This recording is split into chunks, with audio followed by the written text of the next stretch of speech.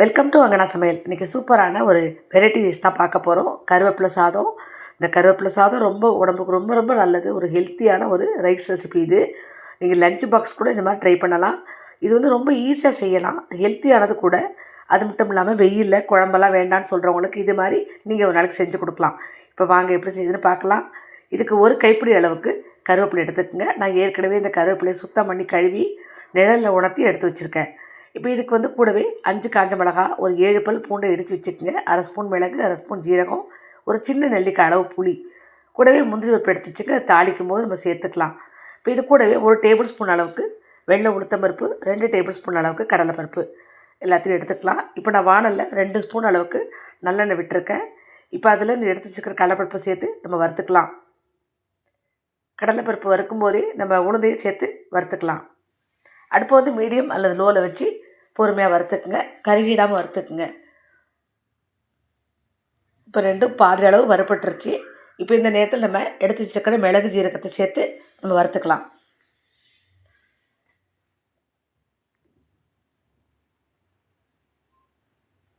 மிளகு ஜீரகமெல்லாம் நல்லா பொரிஞ்சிருச்சு. இப்போ நம்ம எடுத்து வச்சுருக்கிற காஞ்ச மிளகாயை சேர்த்துக்கலாம். காஞ்ச மிளகாய் சேர்த்து இந்த மாதிரி பொறுமையாக வறுத்துக்குங்க. இப்போ காஞ்ச மிளகாய் வறுபட்டுக்கிட்டு இருக்கும்போதே நீங்கள் லேசாக இடித்து வச்சு அந்த பூண்டையும் சேர்த்துக்கலாம். நீங்கள் பூண்டை இடித்து சேர்த்துக்கிட்டிங்கன்னா நல்ல மணமாக இருக்கும். இப்போ எல்லாத்தையுமே நல்லா வறுத்துக்குங்க.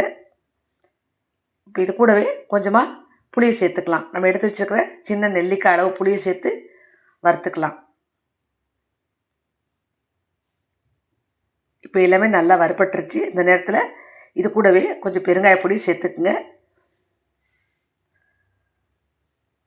இப்போ எல்லாத்தையும் ஒன்று சேர நல்லா வறுத்துக்குங்க. இப்போ நம்ம எடுத்து வச்சுருக்கிற கருவேப்பிலையை சேர்த்துக்கலாம். கருவேப்பிலை சேர்த்துட்டு நல்லா வறுத்து விட்டுக்குங்க. இப்போ இந்த கருவேப்பிலை வந்து நல்லா ட்ரையாக வதங்கணும்னு அவசியம் கிடையாது. ஓரளவு வறுப்பட்டால் போதும். அப்போ தான் உங்களுக்கு டேஸ்ட் நல்லாயிருக்கும். ரொம்ப வறுபட்டுருச்சுன்னா அந்த கருவேப்பிலையோட வாசம் கொஞ்சம் குறைவாக இருக்கும். அதனால் ஓரளவு வறுத்தா போதும். இப்போ நம்ம நல்லா வறுபட்டுருச்சு. இப்போ இதை நம்ம ஆற வச்சுக்கலாம். ஒரு பிளேட்டில் கொட்டி இது மாதிரி ஆற வச்சுக்கோங்க. நல்லா ஆறின பிறகு இதுக்கு தேவையான உப்பை சேர்த்துக்கலாம். 1 டீஸ்பூன் அளவுக்கு நான் கல் உப்பு சேர்க்குறேன். சேர்த்துட்டு இது மிக்ஸி ஜாரில் நல்லா பவுடர் பண்ணி எடுத்துகிட்டு வந்துடலாம். இப்போ பாருங்கள், நான் இதை நல்லா பவுடர் பண்ணிவிட்டேன். இந்த அளவுக்கு இந்த மாதிரி தான் இருக்கும். ரொம்ப நைஸாக இருக்காது. ஓரளவு லேசாக அந்த கருவேப்பிலை அங்கங்கே தெரியும். அப்போ தான் டேஸ்ட் ரொம்பவே நல்லாயிருக்கும். இப்போ நான் இதுக்கு சாதம் எடுத்து வச்சுருக்கேன். இது வடித்த சாதம். நீங்கள் எந்த அரிசி வேணால் நீங்கள் வடித்து எடுத்துக்கலாம். நான் வந்து சாதாரணமாக உள்ள சாப்பாட்டு அரிசியை வடித்து எடுத்து வச்சுருக்கிறேன். இப்போ நான் இது தாளிச்சுக்க போகிறோம். நம்ம இப்போ திரும்பவும் வானல் அடுப்பில் வச்சு 2 ஸ்பூன் அளவுக்கு 2 டேபிள் ஸ்பூன் அளவுக்கு நல்லெண்ணெய் சேர்த்துங்க. நல்லெண்ணெய் தான் இதுக்கு நல்ல வாசமாக இருக்கும். இப்போ எண்ணெய் காய்ச்சதும் அரை டீஸ்பூன் கடுகு, கொஞ்சமாக வெந்தயம் சேர்த்துக்குங்க. இந்த வெந்தயம் சேர்க்கும்போது நல்ல மணமாக இருக்கும்.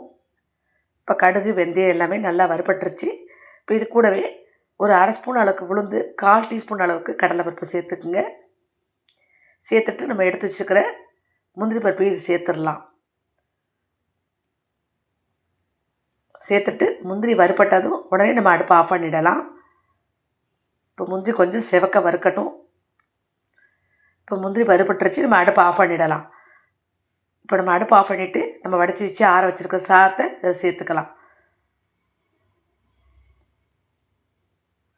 எல்லா சாத்தையும் சேர்த்தாச்சு. இப்போ நம்ம ரெடி பண்ணி வச்சுக்க அந்த பொடியை சேர்த்துக்கலாம். நான் எடுத்து வச்சுக்க அந்த பொடி எல்லாத்தையுமே நான் சேர்த்துட்றேன். நான் சொன்ன அளவுக்கு இது கரெக்டாக இருக்கும். இப்போ எல்லாத்தையுமே நல்லா கலந்து விட்டுக்குங்க. சேர்க்கும் போதே நல்ல மணமாக இருக்குது. இந்த கருவேப்பிலை, இந்த பூண்டோட மணம்லாம் ரொம்பவே நல்லாயிருக்கு. இப்போ இது இன்னும் கொஞ்சம் டேஸ்ட் கொடுக்கறதுக்காக ஒரு 2 ஸ்பூன் அளவுக்கு நல்லெண்ணெய் சேர்த்துக்குங்க. சேர்த்துட்டு நல்லா கலந்து எடுத்துக்கிட்டிங்கன்னா சூப்பரான உங்களுக்கு அருமையான கருவேப்பிலை சாதம் ரெடி ஆகிடுச்சு. லஞ்ச் பாக்ஸுக்கு ரொம்ப ரொம்ப சூப்பரான ஒரு ரைஸ் ரெசிபி இது. வெயில் காலத்தில் நம்ம குழம்பெல்லாம் வைக்கிறதுக்கு, குழம்பெல்லாம் சில பேருக்கு பிடிக்காது சாப்பிட்றதுக்கு, அந்த நேரத்தில் இந்த மாதிரி நீங்கள் செஞ்சு கொடுக்கலாம். சூப்பரான இந்த ரெசிபியை நீங்களும் செஞ்சு பாருங்கள்.